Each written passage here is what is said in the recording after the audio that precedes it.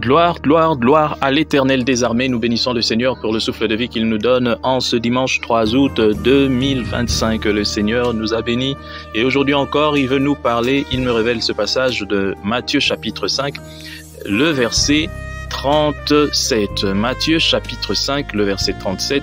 Je lis au nom de notre Seigneur Jésus-Christ. Que votre parole soit oui, oui, non, non. Ce qu'on y ajoute vient du malin. Que votre parole soit oui, oui, non, non. Ce qu'on ajoute vient du malin. On nous parle ici, chers frères et sœurs, dans le Seigneur du mensonge. Le mensonge, un des péchés qui se vit même dans l'Église, parmi ceux qui se font appeler les enfants de Dieu. Aujourd'hui, parmi les enfants de Dieu, il y en a qui pratiquent le mensonge. Et il y en a même qui disent mentir pour une bonne cause. C'est du diable, ça.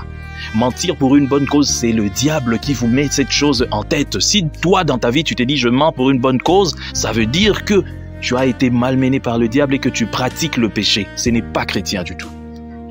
Et le mensonge est ancré tellement, même dans certaines familles, où on apprend même aux enfants à mentir. Où papa, peut-être il a des relations extra-conjugales, il est sorti avec un de ses garçons, aller voir une fille quelque part, et en rentrant, il dit au garçon de ne rien dire sous peine d'une punition. Ou bien de lui priver quelque chose. Si tu dis à ta mère, je ferai ceci. C'est un mensonge grave et vous apprenez à votre enfant le mensonge qu'il va cultiver aussi dans son foyer. Et c'est le péché que vous faites entrer dans votre famille. Vous allez trouver ça peut-être banal. Il y a une maman aussi qui cache des choses à son mari, mais que les enfants connaissent. Ça, c'est vraiment... Et deux fois, vous allez même jusqu'à dire aux enfants de ne pas dire à papa, de ne pas dire à maman. Vous êtes en train de planter la graine du mensonge. Il n'y a pas de petits mensonges. Il n'y a pas de petits mensonges, je répète encore. Tout est mensonge. Que votre oui soit oui, que votre non soit non. Si tu as l'habitude de dire ceci à tes enfants, sache que tu as déjà planté la graine. Tu dois prier pour désactiver cette graine. Ce n'est pas normal. C'est le diable, le mensonge, c'est lui-même. N'est-ce pas que la Bible dit le père du mensonge? Quand tu dis petit, vous savez, la Bible est claire même là-dessus. Quelque part, la Bible nous dit, un peu de levain fait monter toute la pâte. Il suffit juste d'un peu de levain pour qu'une pâte soit fermentée. C'est de la même façon que le péché que toi tu trouves petit va prendre de l'ampleur jusqu'à devenir grand. C'est un mensonge. Tu iras en enfer si tu continues à pratiquer le mensonge de cette façon-là. Je viens tirer tes oreilles aujourd'hui pour te dire qu'il n'existe pas de petits mensonges. Il faut dire la vérité. Dis la vérité. Je vais vous raconter une histoire. J'avais à l'époque un chauffeur. Ce chauffeur-là devait normalement, pour ceux qui sont à Kinshasa, qui connaissent bien, devait normalement faire la route Upen-Kitambo, Upen-Cité Verte et puis tout ça.